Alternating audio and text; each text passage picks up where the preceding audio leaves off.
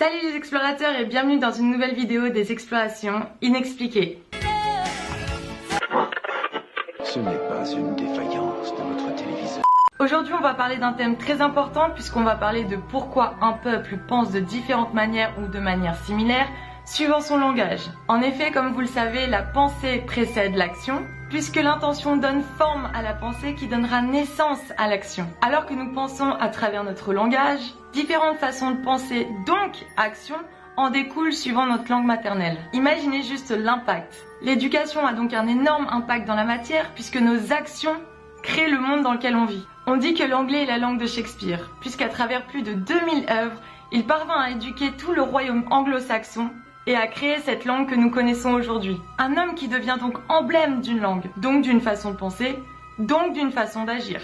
Je ne pouvais pas passer à côté de ce personnage. Pour cela, nous devons remonter en 1561 à la naissance de Sir Francis Bacon, vicomte de Saint-Alban, lord gardien des sceaux et chancelier d'Angleterre. Il est connu pour être un scientifique et philosophe de renom. Autant vous dire qu'il a eu une place décisive dans la couronne d'Angleterre. Dès son plus jeune âge, il veut déjà réformer les sciences. Il écrit même un ouvrage, Des avancées et compétences de l'apprentissage. Il fait des études de droit, devient avocat et se spécialise dans la jurisprudence. Ce qui est étonnant dans cette histoire, c'est le niveau de langage avant Sir Francis Bacon et après son passage auprès de la cour royale. Le peuple anglais passe d'un niveau de langage rustre, qui était composé de plusieurs langues différentes, donc impossibilité pour le peuple anglais de communiquer dans la même langue, à un anglais extrêmement raffiné à la fin de la vie de Sir Francis Bacon. En outre, Bacon a travaillé d'arrache-pied à réformer la langue anglaise comme cela n'avait jamais été fait auparavant. Pour parer au problème du langage, Bacon s'entoure de poètes, d'intellectuels qui parlent et écrivent le latin et qui veulent faire de l'Angleterre un grand pays. Ensemble, ils s'accordent que pour unifier leur pays, il leur faut un seul et même langage. Ces intellectuels étaient membres du conseil de la reine Elisabeth et faisaient partie de sociétés secrètes telles que les Rose-Croix ou même la franc-maçonnerie. Ensemble, ils vont créer de nouveaux fondements de la langue anglaise. Ces nouveaux mots vont être exposés dans des pièces de théâtre, dans des poèmes, dans des récits, dans des romans. Je me rappelle que je me posais cette question quand j'étais petite. Pourquoi est-ce qu'on parle pas tous la même langue? Et je m'étais ensuite, en grandissant, exposée à cette problématique que derrière un langage, il y a une culture, il y a une appartenance. Donc ici, le principe est le même. Si on impose une réforme à un peuple, il va s'y opposer puisqu'il ne veut pas se détacher de sa culture, de ses croyances, de son appartenance en fait. Tandis qu'en le proposant sous forme de divertissement, la réforme vient de l'intérieur puisque les personnes vont chanter elles-mêmes les chansons, vont répéter ce genre de pièces de théâtre et vont donc d'elles-mêmes adopter ce nouveau type de langage. Bacon et son groupe d'intellectuels travaillent d'arrache-pied jour et nuit pour apporter les connaissances de l'ancien monde mythologique à ceux qui ne parlaient pas encore l'anglais. On recense près de 2000 ouvrages à son compte, pas écrits par lui,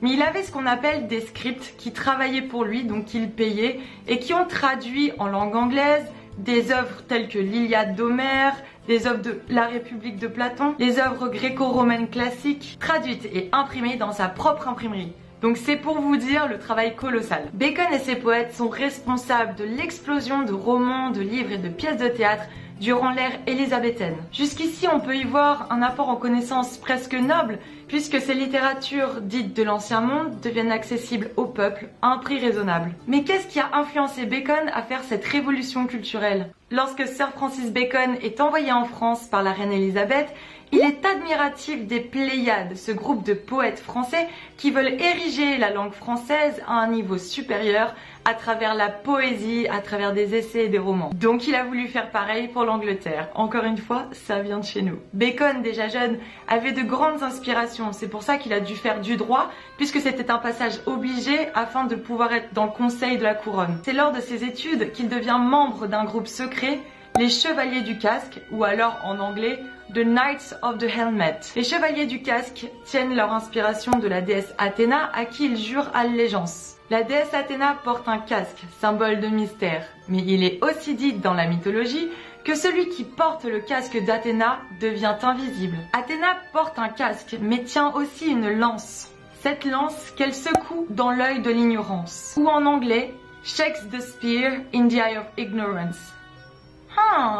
Shakespeare. Dans une de ses œuvres de science-fiction, Bacon raconte qu'une voix angélique l'aurait poussé à faire cette réforme de langage. C'est pour ça qu'il aurait consacré sa vie à écrire des ouvrages afin de rassembler son peuple sous un même langage, de façon à créer une nation qui puisse un jour dominer le monde et ressusciter le rêve Atlante. Well, in some of those cipher writings that he had written, he writes there how this he heard a heavenly voice. The voice he heard inspired him towards secrecy and to imitate the work of God, believing that he put away popular applause as his heavenly voice had commanded. He is said to have written behind the identity of William Shakespeare. Shakespeare is a synonym for Apollo and Pallas Athena. They're both known as shakers of the spear in classical tradition, and the spear represents a ray of light. D'ailleurs, on peut retrouver les initiales AA pour Apollon et Athéna en haut des ouvrages de William Shakespeare et de Sir Francis Bacon. On peut remarquer que l'un est ombré et l'autre est lumineux, ce qui crée encore l'opposition entre l'ombre et la lumière. Athéna et Apollon, Apollon le dieu du soleil. Athéna qui est la déesse qui intéressait le plus Sir Francis Bacon. Mais qu'en est-il de William Shakespeare lui-même, cet acteur glorifié depuis plus de 500 ans? L'entourage de William Shakespeare le décrivait comme une personne non éduquée, qui pouvait à peine écrire son nom et qui n'aurait en aucun cas pu écrire les ouvrages qu'on lui confère. In fact, the life of the actor is quite well known. There's quite a lot of research been done on William Shakespeare Stratford. So a lot is known about his life, and none of it matches up what you can deduce from the author from the plays themselves. In fact, the more we find out about the life of the actor, the worse it gets. D'autre part, les chercheurs ont mis en évidence une connaissance approfondie de la loi et de la justice de l'époque dans les romans et dans les pièces de théâtre de Shakespeare. Je le rappelle, William Shakespeare n'était qu'un acteur. Il ne pouvait en aucun cas connaître de manière si juste la vision de la cour de l'époque. Les fondations shakespeariennes expliquent cela par le génie. Sauf que le génie n'invente pas les lois. On n'invente pas des règles de bienséance ou des règles de la cour, ou même des législations réservées aux nobles. Et pourtant, on ne retrouve pas une seule erreur dans les œuvres de Shakespeare à tous les niveaux. C'est comme si je voulais écrire une pièce de théâtre dans un pays que je ne connais pas, je ne connais pas ses lois, je ne connais pas sa culture, eh bien ma pièce de théâtre deviendrait très vite saugrenue. D'ailleurs, les chercheurs attelés à cette enquête disent bien que les œuvres signées sous le nom de Shakespeare sont en fait des œuvres de la société secrète des Chevaliers du Casque. W.C. Wixton a écrit en 1891 le capitaine fantôme shakespearien, le masque rosicrucien. Il fait référence au portrait original de Shakespeare, datant de 1623, où on peut voir une double ligne entre l'oreille et le menton, ce qui suggérerait que ce portrait est en fait un masque. Dans le même ouvrage où on peut voir ce portrait, sur la préface écrite par Ben Jonson, ami de Shakespeare et aussi ami de Sir Francis Bacon, on peut y lire à la fin « Lecteur, ne regardez pas cette image, mais sur son livre ». Or, dans l'église Holy Trinity Church à Stratford, donc la ville de naissance de Shakespeare, on peut y voir un monument dédié à Shakespeare. C'est donc une statue où on peut y voir un Shakespeare avec un air béat et avec une feuille blanche. Non mais regardez l'image, on dirait qu'il sait pas vraiment quoi faire de cette feuille. Voici une autre photo du dramaturge avec des livres aux pages blanches. Delia Bacon, no descendant, but she wanted to prove that Bacon wrote the play. She even went as far as having herself locked in Holy Trinity Church to dig up the grave of Shakespeare, convinced that some manuscripts would have been inside the grave saying, I did not write the plays, it was Bacon instead. D'autre part, les chercheurs restent perplexes quant aux rares signatures laissées par Shakespeare. On en a encore 4 ou 5, puisque les signatures déjà ne se ressemblent pas, et en plus laissent paraître que la personne qui signe n'était vraiment pas familière avec un stylo. Cela rejoint les témoignages que Shakespeare pouvait à peine écrire son propre nom. Évidemment, la fondation shakespearienne de Stratford renie cet argument puisqu'elle dit que lorsque l'on signe derrière sa carte bleue ou sur son passeport, nos signatures ne se ressemblent jamais. Ce qui me dérange, c'est que l'organisation refuse catégoriquement d'enquêter en fait sur les éléments proposés par des chercheurs, donc les éléments que j'ai cités dans la vidéo. La plupart s'accordent à dire qu'il est presque impossible d'écrire autant d'ouvrages à la plume en une vie. Je récapitule. Il a créé plus de 20 000 nouveaux mots. Donc sur ces 20 000 nouveaux mots, il y a des mots qui ont été complètement créés, il y a des mots dont on a changé la signification, et il y a aussi des mots dont on a ravivé l'emploi, qui étaient d'anciens mots venant du latin ou du saxon. La question légitime que je me pose, c'est Comment cet acteur de Stratford a pu créer une telle révolution dans la langue anglaise en si peu de temps? Par lui seul. Je terminerai sur une citation du franc-maçon Manly Palmer Hall dans son livre Les enseignements secrets de tout temps. Sir Francis Bacon, l'initié rosicrucien, a écrit dans les pièces shakespeariennes les enseignements secrets de la fraternité des rosicruciens et les véritables rituels de l'ordre maçonnique. Bon et bien, si cette vidéo vous a plu, n'oubliez pas de lâcher le pouce bleu, dites-moi dans les commentaires ce que vous en avez pensé. Moi en attendant, je vous fais d'énormes bisous et je vous dis à très bientôt pour de nouvelles aventures. Bye!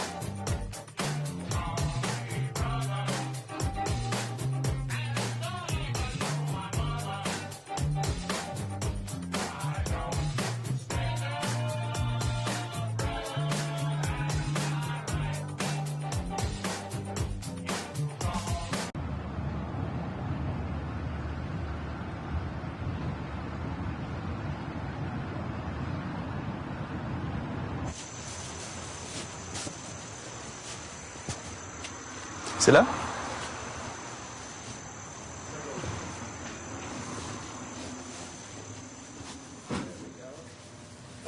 Hello, Mr. Krugman. Nice to meet you. I'm Luke. I'm Luke Marriott. Yeah, I'm the journalist. Okay. This is Camille, cameraman. Hi, nice to meet you. Hello. This is Blaise. Blaise. I've thought about that a long time, too. I mean, the effect of TV on people. Because I have a little daughter, I watch my little daughter watching TV, and I'm always surprised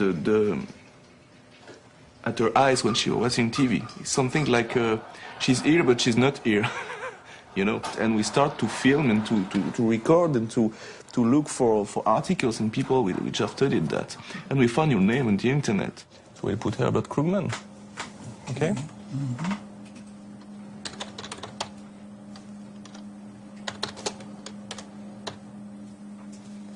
239 documents. Wanna see one of them? What is this about? The hidden face behind advertising? Listen to that. The fact that TV is a source not actively or critically attended to was made dramatically evident in the late 1960s by an experiment that rocked the world of product advertising and forever changed the ways in which the television medium would be used. So to understand well, the research you did was paid by the advertising industry to understand the TV. Yes, yes. See, I was director of research for 2 advertising agencies for many years.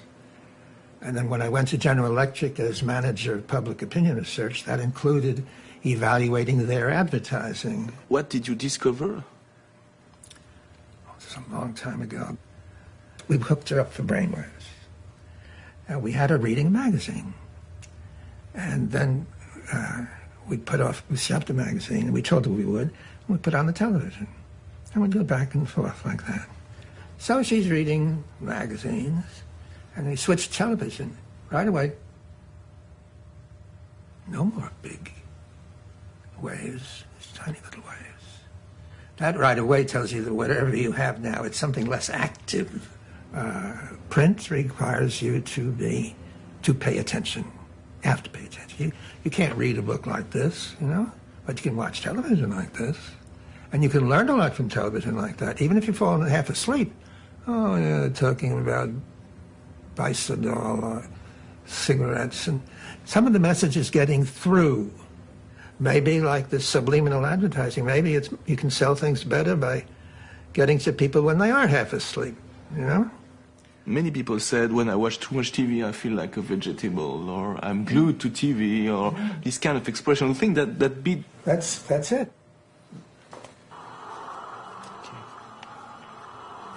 That's my daughter. How old is she?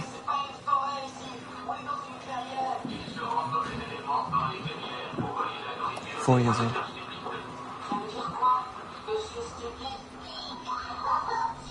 She doesn't blink a lot.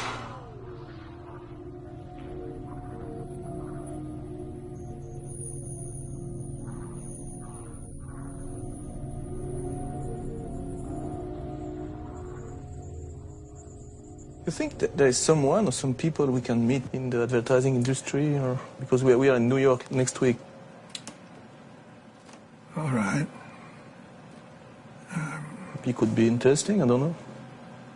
I don't know what the chances are of seeing people on the spur of a moment. Well, if you set it up, I'll come with you, all right?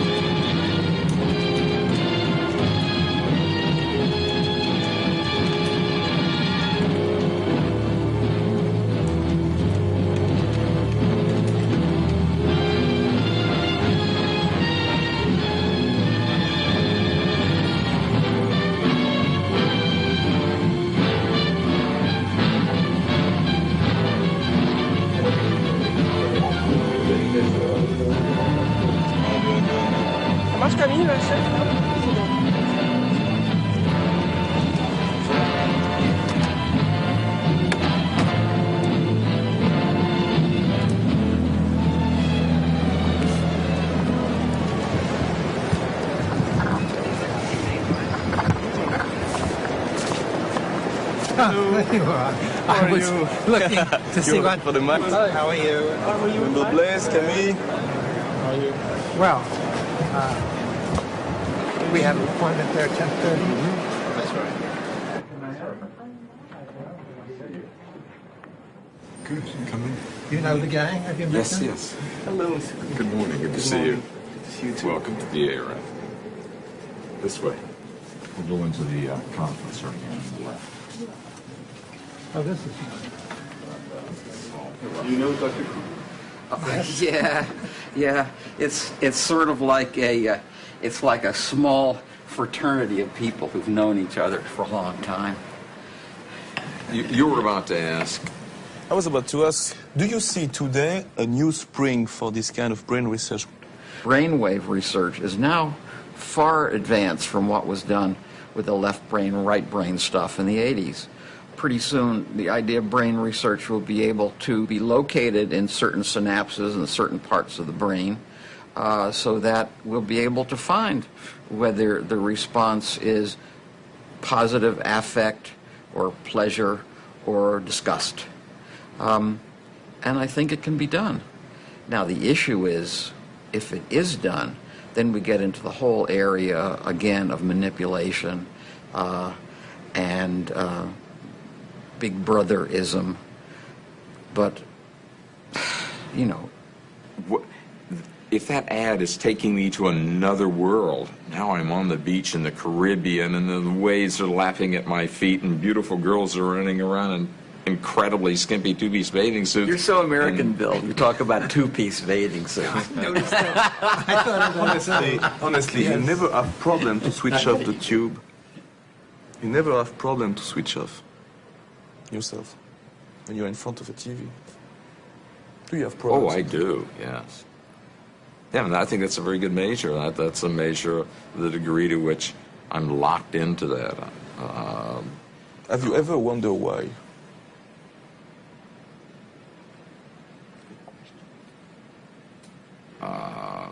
I've wondered if sometimes I say, wait, I'm doing this because I'm avoiding doing something that I don't want to do. to that degree, I've questioned why I'm engaged in the television. But sometimes you have nothing to do. I mean, it's noon. Oh, yeah. It's midnight. And you don't switch off the tube. Yeah. Is that the fact? Why do you think? What is all this? I can only answer for myself. Yeah. That I'm not exactly mesmerized, but that somehow the energy to turn it off isn't there. So maybe when Herb talks about being passive, I'm actively resisting getting up and turning the damn Can we thing. say that it is a strong form of passivity? Yeah. Yes, very nice. Very nice. A strong form of passivity. So it's some kind of sleep. Awake. Sleeping awake. Very nice. Not too exciting or it'll wake you up. You don't want that. You want to sleep with your eyes open. Maybe we can say that it's a kind of sleeps where even dreams are provided. Such a smart guy.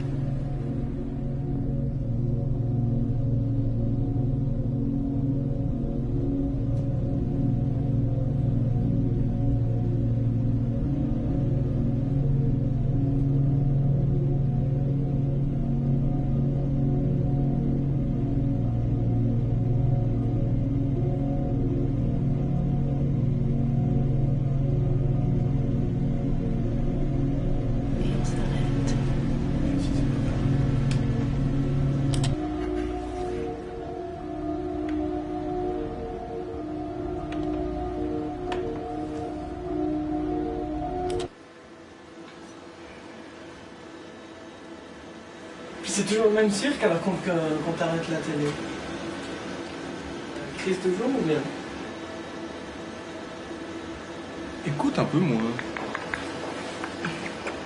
Un peu moins. All these people here, not used to seeing so many people.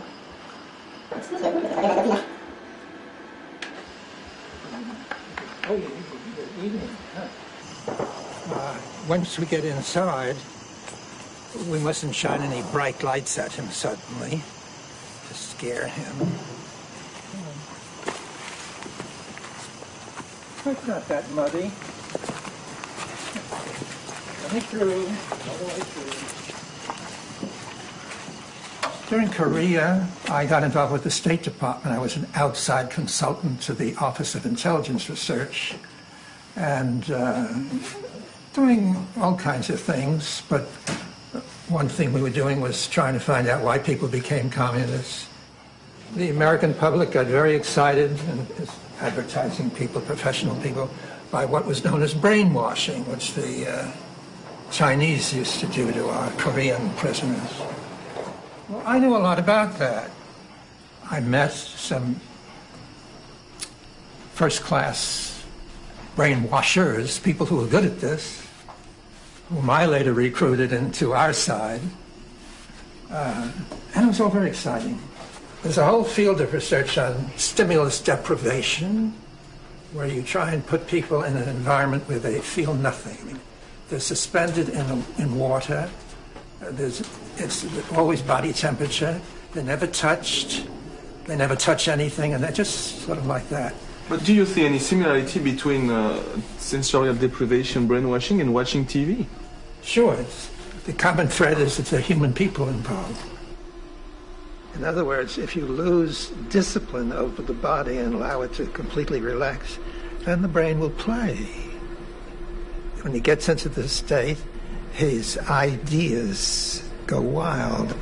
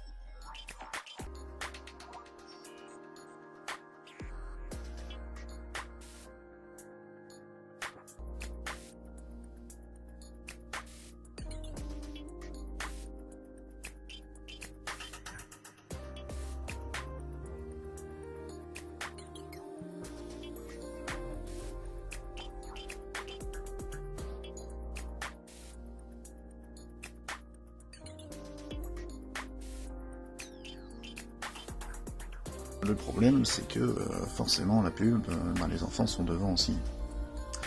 Et dans la théorie qui veut que, en gros, les images qu'on reçoit de toute cette société ne sont là que pour justement stimuler les enfants dès le plus jeune âge à la sexualité, n'est pas forcément fausse, mais c'est pas forcément un complot non plus. C'est juste qu'à chaque fois ils nous foutent des femmes et des envies primaires comme le sexe, en plus de cacher certains éléments des fois dans les images, sans que ça soit vraiment perçu. Mais justement, il y a une évolution là-dessus, il y en a une énorme ces dernières années. Je vous raconte un peu ma vie, mais bon, en gros, quand j'étais plus petit et que je regardais la télé, les pubs les plus hautes, on va dire, de la télé, c'était genre au bas haut, quoi. Donc on voyait la meuf lever le bras, elle se mettait un petit coup de spray et on voyait genre une courbe de son sein avec un téton, voilà, t'étais contente, t'avais 7 ans. Et du coup, bon, c'était encore assez soft. Et plus tard, il y a un palier qui a été passé quand les pubs Herbal Essence sont arrivées, en fait. Et c'était des pubs faites pour choquer, justement, qui en faisaient des tonnes et qui prenaient ça sous le ton de l'humour. Mais à ce moment-là, on a passé un stade, en fait, dans la sexualité montrée au grand public, en fait, et à la télé directement. Et plus tard, troisième étape, pour moi en tout cas, on a vu apparaître les pubs Cornetto, etc., parfum, enfin ça s'est amplifié, jusqu'à aller jusqu'au porno chic, en fait. Et actuellement, on est encore dans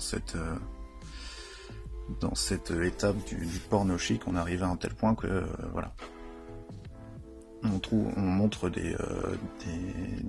des images très très sexualisées où on cache pas forcément le but.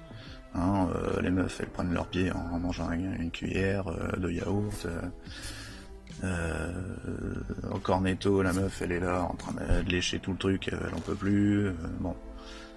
Et bon, en plus dans la pub, dans certaines pubs justement, dans celle-là, il y a cette binarité encore entre le bien et le mal, le miroir, tout ça. Mais du coup voilà, du coup c'est des stades qui sont très difficiles à retourner en fait. On ne peut pas forcément faire de retour en arrière. Si on laisse les choses faire, en tout cas, ils vont pas aller dans ce sens-là, les publicitaires et l'industrie et tout, et l'humain en général. Une fois qu'on s'est habitué à quelque chose, on veut toujours le plus, on veut toujours au-dessus, parce que sinon c'est chiant, c'est monotone, et tout le monde se fait chier, et du coup on veut voilà, aller un peu plus loin, toujours repousser les limites, etc. Même peut-être c'est le propre de l'homme, oui, ok, mais voilà, il y a certains trucs comme les images diffusées à la télé, en particulier au niveau de la sexualité et de l'utilisation de la femme dans son ensemble à la télé. Bon. En tout cas, on est maintenant dans la période du porno chic depuis un bon moment maintenant, et je crois pas qu'on réfléchit à tout l'impact que ça peut avoir sur les tout petits, qui eux sont élevés directement dans ces trucs-là en fait. Parce que nous, quand on était plus jeunes, voilà, il n'y avait pas forcément de traces sexuelles ou d'images sexuelles répandues. Avec l'arrivée d'Internet, ça fait beaucoup. Mais il n'y a pas qu'Internet, il y a toute la société aussi. Bon, alors Internet, la société, c'est lié pour l'évolution, mais bon. Voilà, nous, quand on était plus petits, pour chercher une image de madame au gros sein, ça devait être en haut des rayons de magazines, là, dernière étage tout en haut, il y avait les trucs X, voilà, pour les messieurs, hein, pour les dames aussi, je sais pas, mais bon.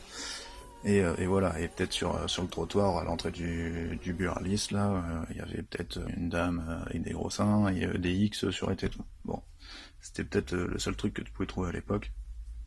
Bon, maintenant c'est carrément des 4x3 aux arrêts de bus, etc. Donc on se rend pas compte de ce que les enfants ont comme représentation, eux qui naissent directement dans une société comme ça. Ce que ça peut développer plus tard. Donc c'est pas forcément un principe de précaution, mais il faudrait faire, mais bon. C'est quand même, voilà, il faudrait quand même faire gaffe à ça, et pareil, je faisais la réflexion à quelqu'un qui n'avait pas forcément cogité que il y a des gosses, maintenant j'ai vu une vidéo, c'est peut-être qu'une, il y en a qu'une, mais il doit en avoir d'autres aussi, je le suppose. Je les ai pas vus, mais bon. C'est forcé qu'il y ait d'autres gamins qui aient fait ça, mais en gros, on voyait la vidéo où il y avait un petit gamin qui était devant une grande télé, et genre il twerkait quoi, genre le gamin il avait 2 ou 3 ans. Il twerkait comme les madames à la télé. Et on se rend pas compte que pour eux c'est la base de la danse, on va dire, quasiment, quoi. S'ils commencent à imiter ce genre de personnes quand ils sont tout petits,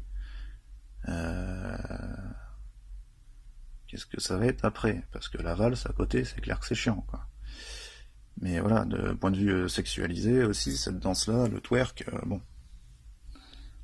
En Jamaïque, je sais plus où ils en étaient, hein, mais ils étaient à simuler des viols, enfin c'était un truc que j'étais tombé dessus il y a longtemps, mais bon. J'avais vu ça passer, je me suis dit, mais c'est quoi cette danse de dingue, là? Les mecs, ils étaient en train de violer des nanas, ça partait en couille. Bon, après c'est leur délire, hein, mais voilà. La simulation de viol, c'était assez fou. Mais voilà, donc en gros, oui, les gamins maintenant ils twerkent devant la télé, nous c'était pas pareil, ok, mais je crois que c'était peut-être un peu moins sexuel quand même. Ils en ont pas conscience parce que c'est des gamins, tout ça, ouais, mon cul quand même. Mon cul, on est sexualisé assez vite quand même. Quand on est gamin, je sais pas, peut-être à 7, 8, 9 ans, enfin voilà, tu commences à faire des petits bisous, des machins, des trucs, peut-être bien avant pour certains, bon. Donc ça joue.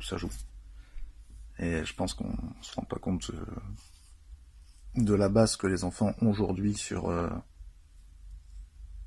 les rapprochements physiques qu'il peut y avoir, sur certaines choses, certains mouvements, certains comportements peut-être, je sais pas. Mais il faudrait faire gaffe à tout ça. Noël aujourd'hui, c'est l'occasion de se retrouver en famille, de manger, de boire, de s'offrir des cadeaux. Mais est-ce que vous vous êtes déjà demandé d'où venait cette tradition ?